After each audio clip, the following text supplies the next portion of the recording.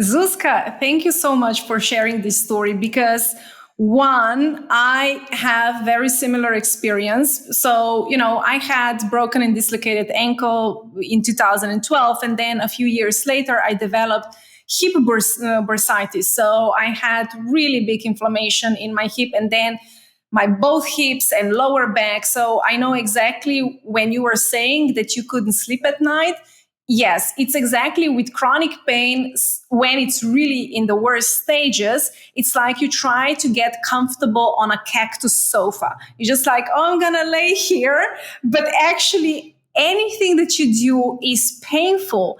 And then you are in this cycle of not, of being sleep deprived, of not being relaxed, of is just horrible. And, I know exactly what you're talking about. And I'm also glad that you shared how you went from all these gadgets and all these tools and trying to do all the exercises and everything. In the end, you actually came to the solution because the body is really talking to us and giving these signs and kind of guiding us into what we actually need.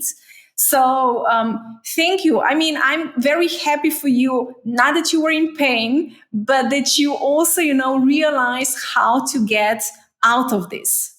Yeah, I think I am actually looking back. It was it was an uncomfortable process, but I'm actually very grateful that I went through this experience because, first of all, it gives me the ability to feel empathy towards other people who are in chronic pain and trying everything they can to get rid of it, But also, I'm able to hopefully give you the understanding, or share with you and hopefully make you understand and your listeners that it does have to start from the inside, because your body is, I don't know, it's just like this incredibly genius tool. Your mind is such a genius tool, but we are misusing it. Nobody taught us how to use it correctly, how to use it for our advantage. And so most people are not using it the way they should, because when they feel pain, we're all looking from the outside, like help. Like, what in this world outside of me can help me with this pain? And I'm not saying there are not amazing tools out there. They are, and I'm using them, happily to use them. But the first thing I would ever suggest to anybody is to just like look on the inside and look what you're doing on the inside by, and how you're creating stress with your thoughts and, mainly with your thoughts and your behavior, your habitual behavior patterns, like complaining about it constantly and stuff. Yeah, so your pain actually came, quote unquote, from nowhere, right? You didn't have like an injury such as, I don't know, car accident or anything, but it was just like out of nowhere. Yeah.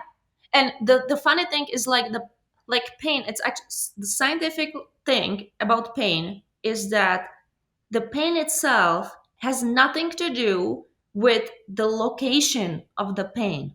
There are people like my father-in-law, his spine is completely, like, his lower back on an x-ray looks just scary or like horrible, right? It's completely off, like way worse than mine, way worse than mine.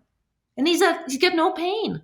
There are people like that have like completely crooked spine and have zero pain. And there are people who you cannot find anything on the x-ray and they are in excruciating pain. So explain that to me, right? It has everything to do with the nervous system first. And then I'm not saying that, pain cannot come from postural imbalances, all that stuff. It can, absolutely.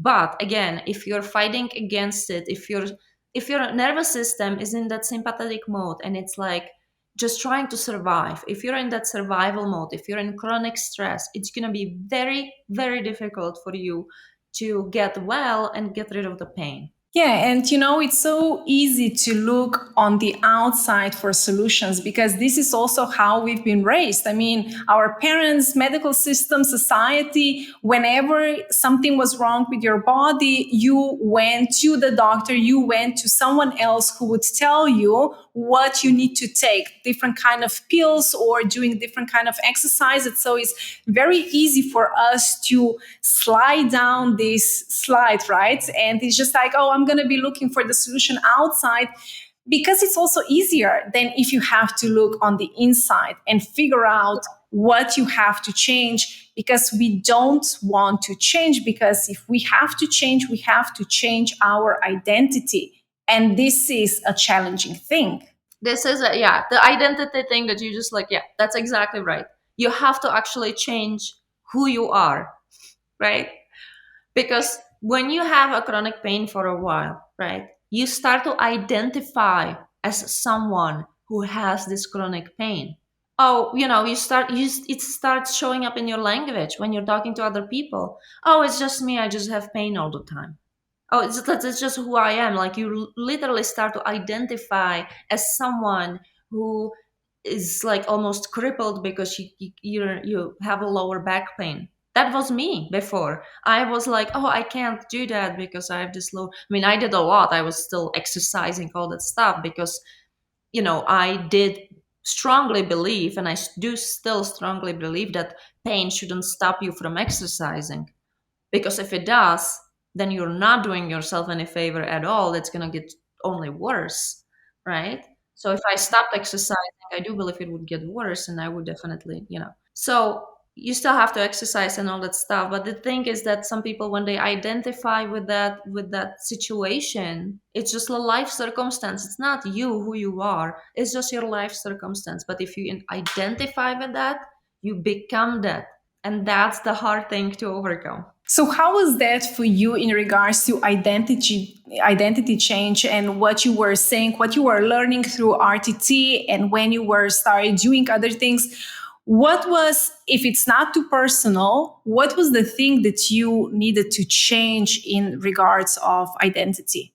Yeah, so well, over the years, I told you I was doing everything I could to fix my back, right? And to be like, okay, I have to do this postural therapy for an hour a day, and then I have to do this like all this mobility work and extra mobility work, and oh, I have to use this reverse table, how you go from upside Yeah. down, and all these other gadgets and all that stuff.